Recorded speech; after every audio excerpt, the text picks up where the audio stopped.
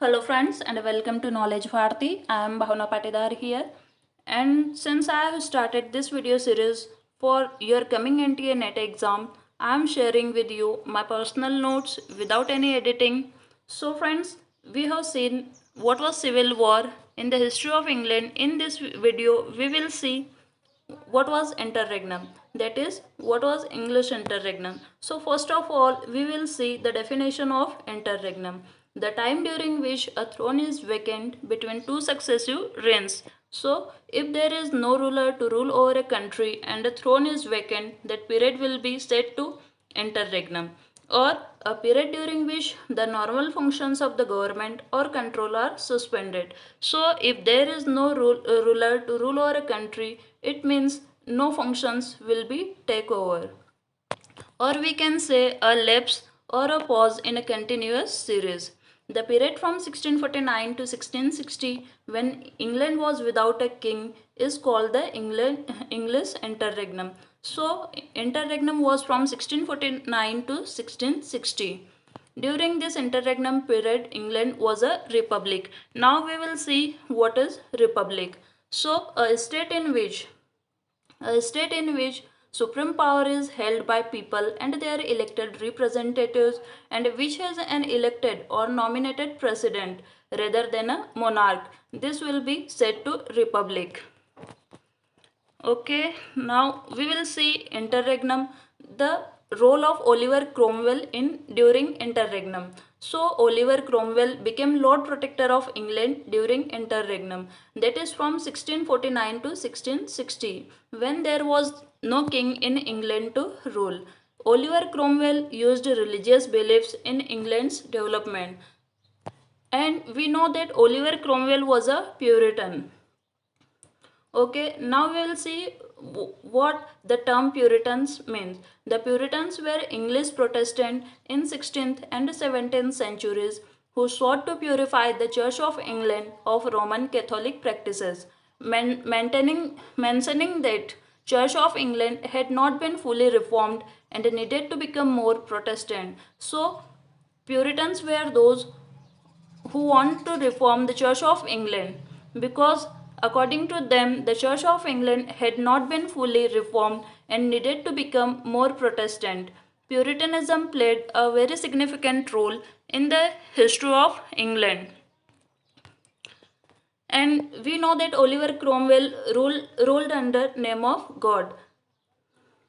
Now, according to the Cromwell, promised land should be one. That is, church and state would be one, and church and state should have no different ideologies. Their ideologies should be same.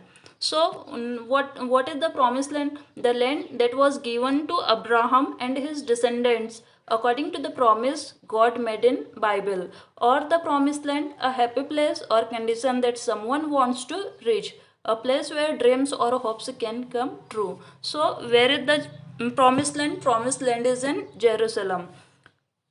And the character of Oliver Cromwell is like character of Moses. Moses is another character in the Bible.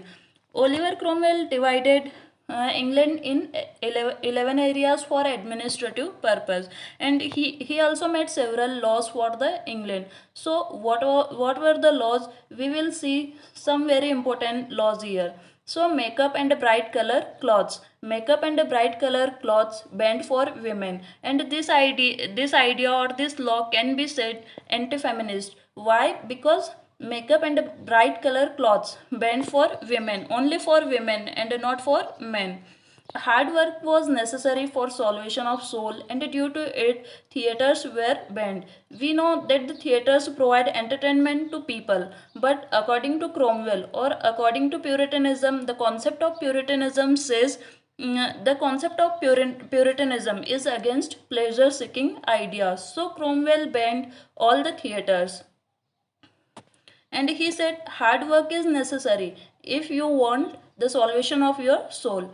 And for Sundays, he said Sundays should be spent only in service of God and no sports will be played in the country.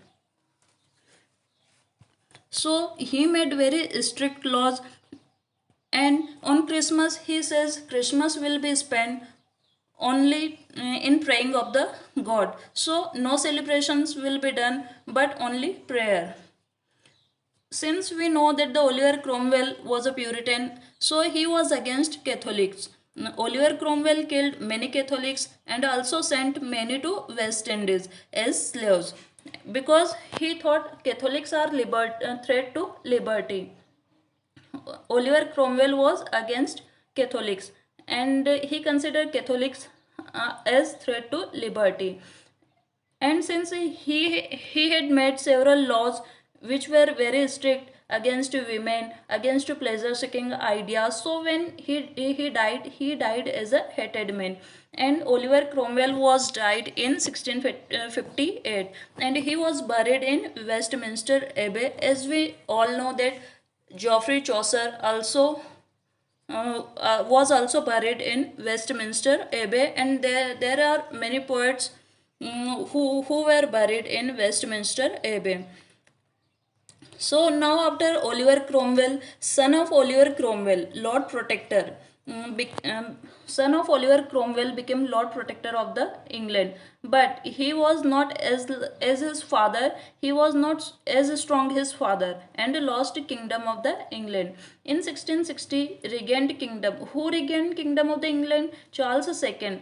We know that in Civil War, during Civil War, Charles I was executed. Then comes period of interregnum, and during interregnum, Oliver Cromwell became Lord Protector of England. After death of Oliver Cromwell, his son became Lord Protector of England. But soon he lost his kingdom, and monarchy was regained by Charles II. So in 1660, regained kingdom by Charles II. Monarchy again established in England. So we have seen Charles I was a monarch, then comes interregnum. At that time, England was a republic. Then comes son of the Oliver Cromwell, and after son of Oliver Cromwell, finally Charles II regained kingdom of England in 1660. So we have seen what was interregnum. We will now see some important facts during this period. So in we know that in 1642 theaters were banned. In 1642 theaters were banned. And in 1660 ban removed on theaters. We know that in 1642 theaters were banned by Oliver Cromwell. But when monarchy was regained, by Charles II, he removed ban on theaters. In 1643, licensing order was put. Now, what is licensing order? Anyone who wants to write any poem, prose or pamphlet, etc., had to do through a stationer's company. Now, this stationer's company was having a monopoly of printing. If any poet or writer wants to print or publish anything, then first for review, they have to send their work to this stationer's company, and if this stationer's company allow them, then only it can be published. In 1650, adultery is punishable by death. So in 1650, another law was made by Oliver Cromwell, and that was adultery is punishable by death. If anyone is caught by doing adultery, then he will be punished by death. From 1660 to 1700, restoration age. Okay, we have seen that from 1660, before it was the period of civil war and interregnum. But after interregnum, why restoration age? Because monarchy was re-established in England. So from 1660 to 1700, the period of restoration started. And who regained the kingdom of England? King Charles II. In 1660, ban was removed on theatres by King Charles II. We have already seen it. During Puritans, only religious writing. Yes, this fact is another important fact. During Puritans, or we can say during Oliver Cromwell, only religious writings were allowed and no other subjects can be written over. But at the time of, or we can say in the Restoration age, all types of writings were allowed, In Scotland, French and Spanish drama staged Charles II supported. So this fact says that besides religious writings, other writings are also allowed now in the reign of Charles II, and we know that it has impact of Scotland, French and Spanish drama stage. Why? Because Charles II was having personal interest in all this. So friends, in this video we have studied interregnum, that is English interregnum. In our previous video we have seen civil war. Now from our next video onwards we will study very important writers of this period, that is civil war and interregnum. So friends, if you like this video, then do share, like and subscribe our channel.